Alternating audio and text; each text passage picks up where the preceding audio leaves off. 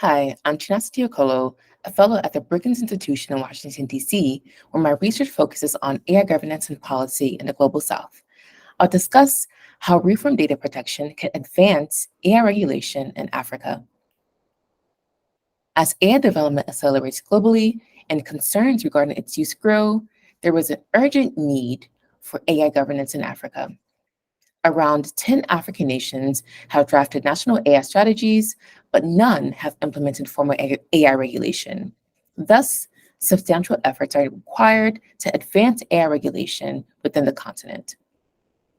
Nevertheless, it's also crucial to recognize that data plays a fundamental role in AI development and warrants regulation. Approximately 36 out of 54 African countries have already established formal data protection regulations, offering a potential foundation upon which robust AI legislation can be constructed. To bolster AI governance within Africa, African nations should consider data governance as a viable pathway towards regulating AI.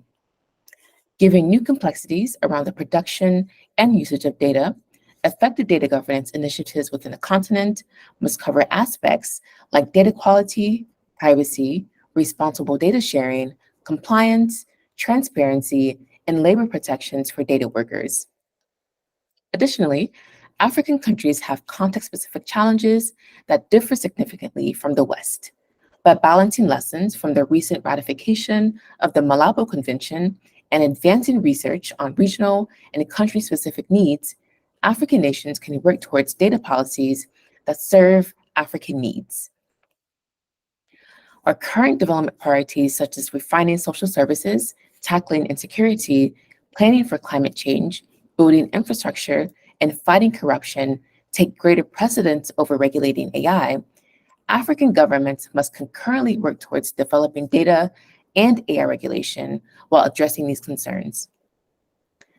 To help address these concerns, African governments must harness the capabilities of their digital ministries to support the development of data and AI legislation. African governments should also offer academic, civil society, and industry stakeholders various opportunities to shape regulation by serving on advisory bodies and expert groups similar to those initiated by the United Nations and OECD. Such participation will help ensure the development of robust legislation that meets the complex and diverse needs of various stakeholders across Africa.